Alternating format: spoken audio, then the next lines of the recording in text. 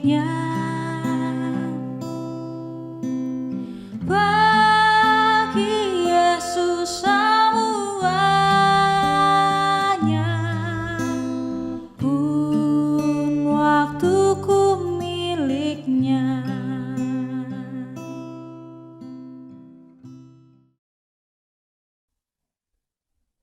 Shalom Bapak Ibu Saudara-saudari yang terkasih di dalam Tuhan. Bertemu kembali dalam program Renungan Hikmat Pagi GKI Karangsaru Semarang. Bersyukur untuk hari yang baru, Rabu 1 Juli 2026 yang Tuhan berikan. Kiranya damai sejahtera dari Allah Bapa melingkupi kita. Sebelum kita membaca dan merenungkan renungan pada pagi ini, marilah kita memohon penyertaan Tuhan. Mari kita berdoa.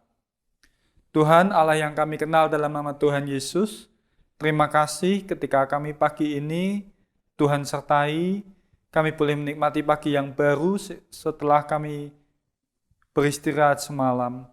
Tuhan, kami saat ini hendak merenungkan sedikit firman-Mu yang akan disampaikan oleh Pendeta Utomo. Biarlah apa yang kami baca, kami renungkan boleh menjadi pelita di jalan hidup kami. Terima kasih, dalam nama Tuhan Yesus kami sudah berdoa. Amin.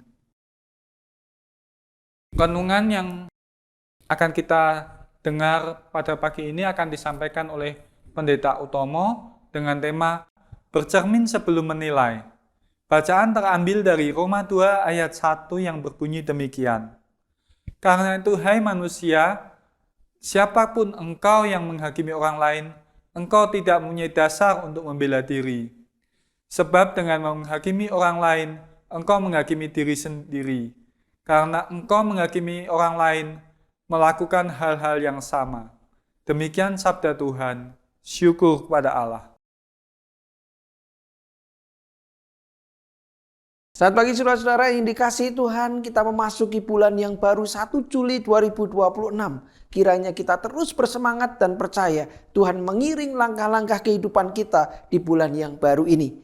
Saudara yang dikasihi Tuhan, seseorang seringkali lebih suka menggenggam kaca pembesar daripada berdiri di depan cermin.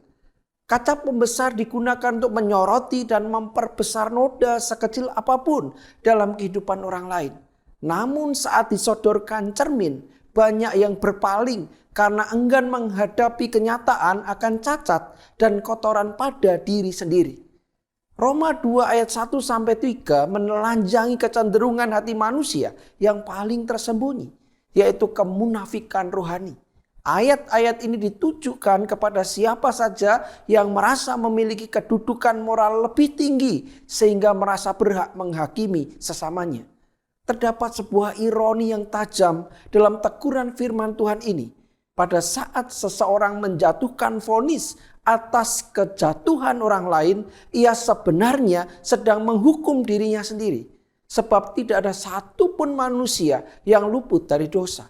Menghakimi acap kali menjadi mekanisme pertahanan diri yang keliru. Dengan menyoroti keburukan orang lain, seseorang berusaha mengalihkan perhatian dari kelemahan dan dosa pribadinya, seolah-olah menciptakan sebuah ilusi kesucian. Namun, keadilan Allah tidak bisa ditipu oleh topeng kemunafikan. Firman Tuhan secara tegas menyatakan bahwa hukuman Allah pasti jatuh berdasarkan kebenaran atas setiap pelanggaran. Tanpa memandang seberapa keras seseorang berteriak menyalahkan pihak lain. Sangatlah mudah untuk menjadi ahli dalam menemukan kesalahan sesamanya, namun mendadak buta terhadap kebusukan diri sendiri. Akar dari sikap ini adalah kesombongan rohani dan hilangnya kesadaran akan realitas keberdosaan pribadi. Roma pasal 2 merupakan panggilan keras untuk berhenti bertindak sebagai hakim yang munafik sebelum melontarkan kritik atau menudingkan jari kepada sesama. Setiap individu dituntut untuk melakukan introspeksi secara jujur di hadapan Allah. Hati nurani harus diizinkan untuk dikalibrasi ulang oleh kebenaran sejati.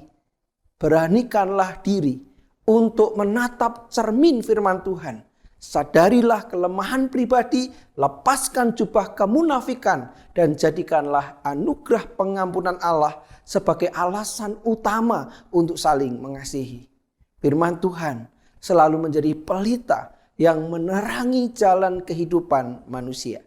Amin. Mari kita berdoa.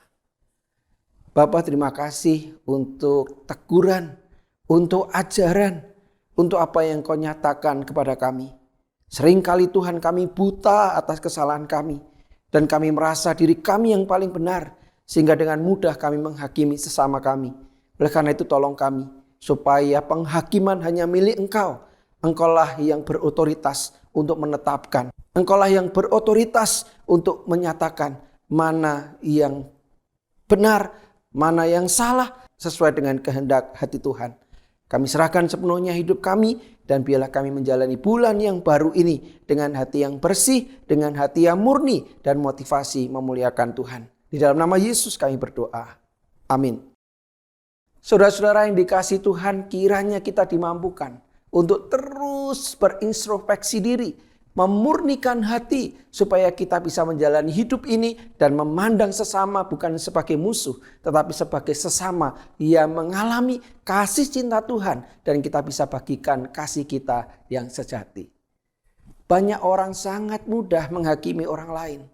Orang Kristen dipanggil untuk berhenti menghakimi dan wajib mengasihi.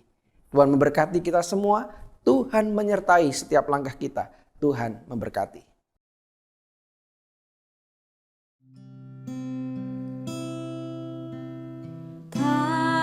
Tanganku kerja bagi